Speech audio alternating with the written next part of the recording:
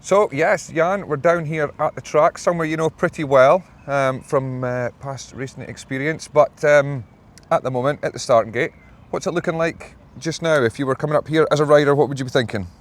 Well, they've dug it up, which is always good to see because it helps the riders get off to a good start, basically, rather than having a slick surface. You know, there's a bit of bite. You can see it's still a bit loose. You know, it's drying out pretty quickly. We've got a little bit of a breeze. The sun is beating down, so it's going to dry out pretty quickly, and I'm sure they're going to put some more water on it before we get going. But yeah, the starts look pretty even, I would say. They look pretty damn good, I think. Quite happy with them? Happy. Just looking at where gate 4 is going to be, it looks like it's been packed in a lot more than what the other three have. Is there a reason for that? I would presume that it's just because the truck has gone up to the fence. Right. Gate 4 can be really good around here. You know, they've the track used to have a little bit more banking when I rode here, just looking at it. Gate 4 is a good angle to get into the corner, but it's also on the racing line, so it can get a little bit slick during the night. So later on as it goes on, it'll slicken off, and maybe it'll look like the inside gates might get a bit better, and that's due to when the sun goes down and the moisture stays in sort of like gate 1 and 2. Does it make it that little bit more stickier? Yes, and is that a nail? Cleaning up as we go. But gate 1 is the best gate around here, certainly early on, and we did see, last time I was here was the Ben Fun meeting, and gate 1 was superior. With the track changes, obviously we all know that Oxford went away for some period of time. Everything sort of stayed here from, you know, back when you were racing here. Have they made a lot of alterations? You just mentioned there how there was a little bit more banking. What differences can you see from then? The track does look a little bit different. I'm sure it isn't, but it does look a little bit different. It looks a little bit flatter. I mean, this particular corner used to be quite heavily banked from memory, and it still has got some banking. And I've noticed they've not scratched this outer surface. So it generally looks a little bit slick right now. So looking a little bit slicker, I mean, is that due to the engines, the way the engines are nowadays? Because, you know, when you go back to, you know, the 90s and the noughties, the tracks were a little bit deeper, but the engines were able to handle them better then, wasn't that right? Yeah, no, you're absolutely right, Greg. I remember when Hans Nielsen was riding here, they had a meeting gripped off.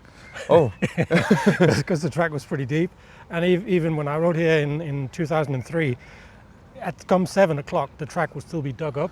Right. And that was on the laydowns, but so much has happened. Even though the bikes still look the same, a lot has happened with the internal components and the exhaust and the carburetors. You know what it's like, you've ridden yourself.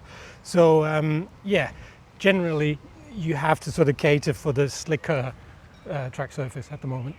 And I guess it's kind of a minefield when it comes to the riders as well, because, you know, it wasn't that long ago when they all changed tyres, and then you go back before that, the exhaust changed as well, and all these things must play a big part, but that also leads into tracks as well, because the tracks are going to have to evolve with the bikes, or you're just not going to get good racing. Well, exactly, and without getting into too long of a story, there is the common subject amongst the riders that maybe there hasn't been a lot of investment into track surfaces over the years in comparison to how much investment that goes into the equipment for the riders. Yeah. But I think if one track was to say turn up with a deep surface, there'd be a lot of problems. Yeah, exactly that. You do see that, you know. But I guess it's always been the age-old thing where it doesn't matter how the track is, riders are going to complain about it anyway. It's just a given whether you can have an absolutely smashing track, and some riders will say it's either too dusty, it's too slick, or whatever else like that. And it's just a case of, you'll have ridden, you know, in teams where you'll have had people who've constantly complained about the track. You always find one of them guys. You can't make everybody happy. It's all about getting I think every home track has a good chat with the team to see how do you want the track, and then they do try to cater for that at a lot of tracks. And I think that's definitely the way to go, because you need to have a consistent track. When you show up week on week, you know roughly what it's going to be like. You know, you can't have one week it's going to be a deep track, next week it's going to be slick. You know, if the rider knows, yeah, it's going to be like tonight, for instance, Yeah. you can work with that. It's when you show up as a home rider and the track's different every week. Yeah. That's difficult to get prepared for.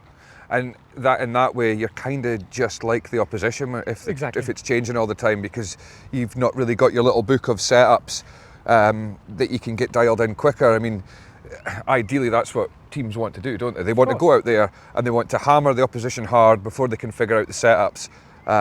But yeah, I mean, but looking at the Oxford track, just as we're coming up to the exit here, the second bend, this bit to me looks like that this could produce something maybe later on in the meeting. You'll see riders maybe like Charles Wright will be getting into this stuff and taking off in it. It does look like that could end up producing something. I think you'll see guys like Peter Keelerman out here as well. But yeah, the riders need to know roughly where to go. Like at Wolverhampton, when that was open, you knew there was going to be some grip right on the curb going out of both corners. And you know, every track has its little quirks. And yeah, this could be one developing for Oxford. And we do see it a lot, don't we? We do see the riders coming out here as the meeting progresses and them using that. Where was your favourite part of the track to do your overtaking when you were an Oxford rider?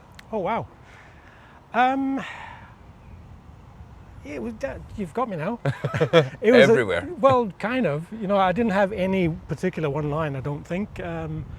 I tried to just do a little bit of because we do see riders that you can tell that they're getting themselves set up for, say, coming off the fourth corner. Yeah. They are getting themselves prepared to do that, and you can tell. And sometimes the opposition can try and figure it out and try and block it. But the beautiful thing about the speedway is that are they going to go around the outside? Are they going to chop back and do up a little move up the inside? So that's kind of where the treats are from this track, because you can kind of do it everywhere. Yes. But yeah, you'll have many happy memories of this place. For sure. And they've got a really good home support. So I've already seen a few people that I remember from way back then, and it's crikey, it's getting on for over 20 years. But yeah, that's Speedway fans for you, and they're a fantastic group of people. Exactly that. Well, we've talked to Jan about happy memories. We can definitely see the mid-90s purple suit that we done. We'll maybe just slip that in after that, because that was quite a very distinctive suit, wasn't it? Less said about that, the better. But yeah, there's your track walk, and we'll head back to the booth.